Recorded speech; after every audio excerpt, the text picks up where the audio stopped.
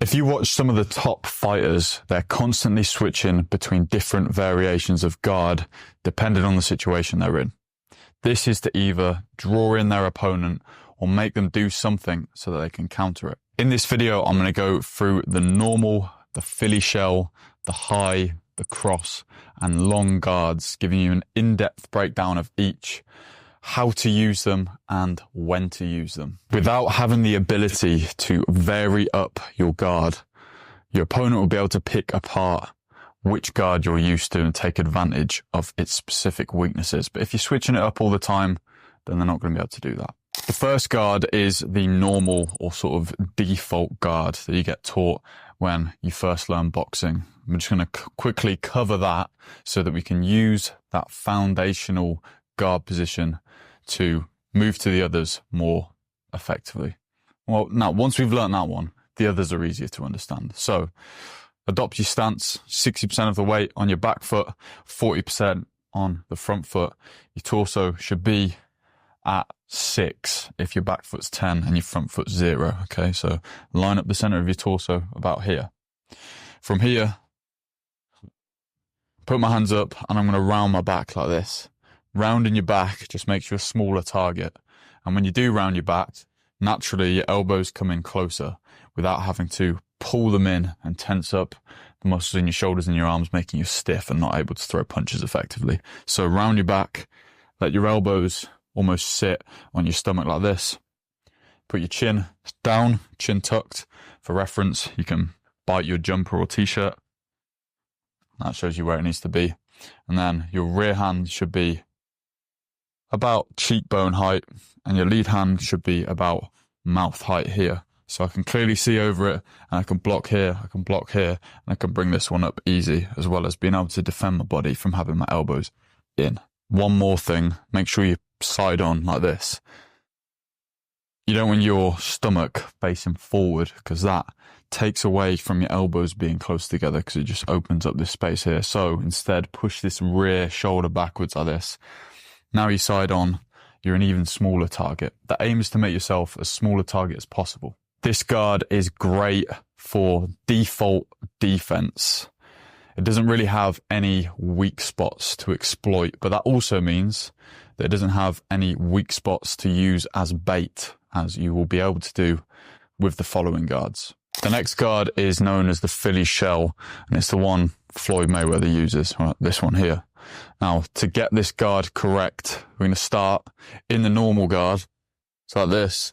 I'm just going to keep my rear hand where it is. I'm just going to take my lead hand and I'm just going to put it under my elbow here. So like my fist is like under my elbow.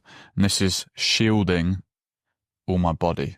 Now, the mic's going to muffle, but the main things we want to do in the Philly shell, or the main thing we want to prioritize in the Philly shell, is making sure that I'm super side on and that my shoulder is high and my chin is low like this, because we're trying to hide behind the shoulder, because this is going to defend against right hands or uppercuts, because you can't really punch up through the Philly shell.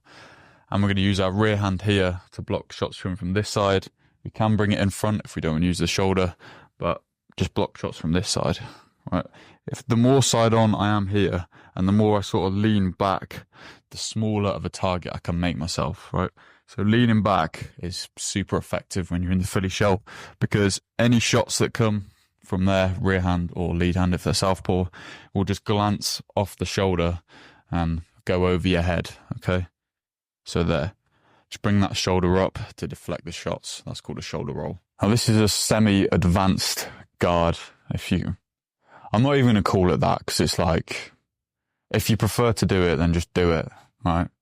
But if you just started boxing, there's no point in trying to learn the Philly shell, because people who just start bringing big right hands over your shoulder and you won't be able to deflect it and you'll just get chinned. So this is for someone who's probably been boxing a little bit longer, but it's great for counter punching, especially that shoulder roll.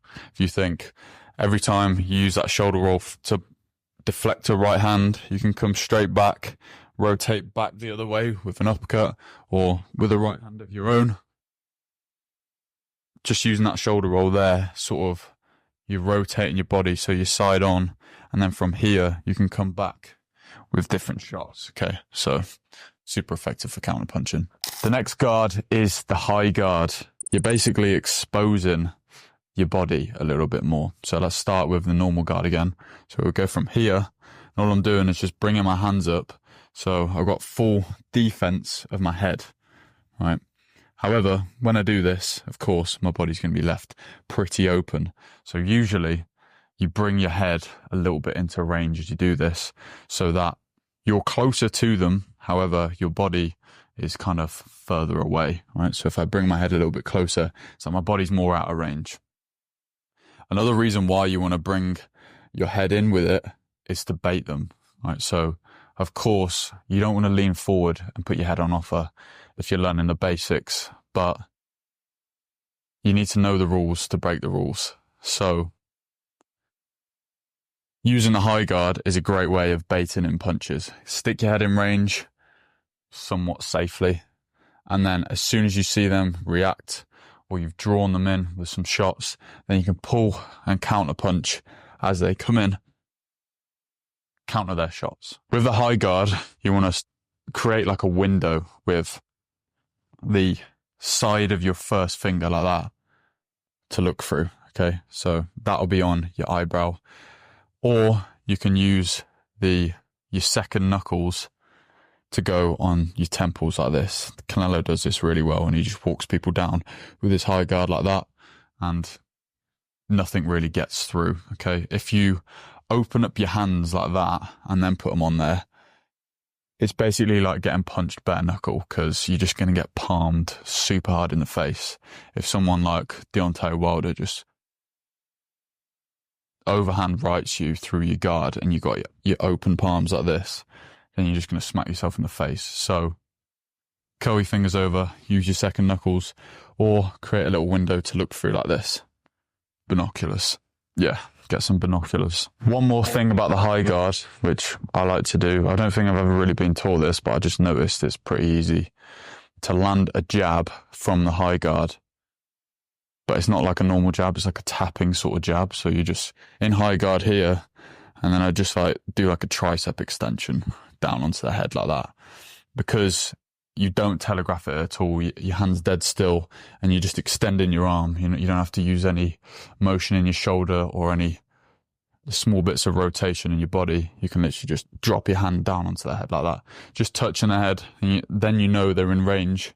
Get that back foot in, and you can drop other shots in as well. We touched on at the start of the video that each of these guard positions has a weakness, an area that can be exploited, but we can use this area as a strength. We can use this area as bait to bait in our opponent's attack and then counter that attack after we've anticipated it. But this is something we teach in Hybrid Warrior Elite, and the link for that's in the description. Guard number 4 is not really used outside of professional boxing, at least from what I've seen, and that's the cross guard. You don't really have time to use the cross guard, which looks like this, in an amateur boxing fight or in white collar. However, in the pros, it was used a lot by George Foreman. I've seen Dillian Whyte use it a lot, and it's great for walking people down and just absorbing shots on your arms, okay? However, another one of those weaknesses, again, is leaving the body open. To do this guard, starting our normal guard, getting our normal stance, and we're just going to take our lead hand, and we're just going to bring it about chest level, and then we're going to take our rear hand and put it like this. So my fists are in line with my elbows like that. And then we're just going to bring it across our face like this, and we're just going to try block with our palms, like the outside of our hands like that. And that's just blocking any hooks coming in from the side, any straight shots, and basically any punch to the head. You're not really going to get punched in the head. However, as soon as if I ever saw someone use it against me, which no one ever has, but if I did see it, I'd just go straight to the body. And so yeah, use it at your own risk. In fact, probably don't use it, but it's there. You know what I mean? The 5th and final guard is mainly used by Soviet style fighters, and that's the long guard. I think it looks really ugly, but I remember I did used to use this a lot when back in my earlier days of boxing. I felt like the long guard was super useful for me.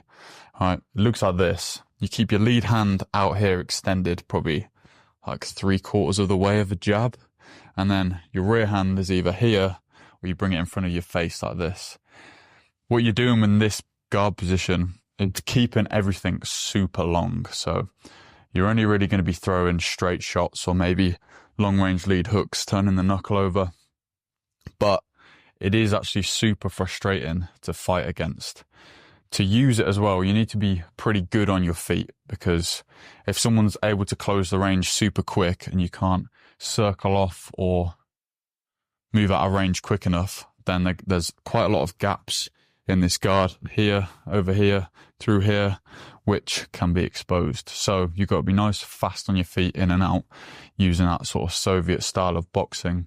And then with the long guard, you're just keeping it long and using those longer range shots like the jab and the cross to your advantage. Another thing I see a lot of people who use the long guard do is, as soon as their opponent like initiates an attack, they'll just extend their lead hand out and just move their feet backwards. So they'll be there on the edge of range, they attack, and they'll just keep them posted, right? Keep them posted. Post them. Remember, this video is most useful when you use all of these different types of guard variation and you switch between them. Because if you constantly switch in between each guard position, then your opponent is having to constantly rethink how they're going to attack. Okay, if your hand's here and they're thinking, well, I've got to throw a lead hook round the side. And then if you move it to here, you move this to here, they're thinking, oh, I've got to throw an overhand right. And they you get me. Bye.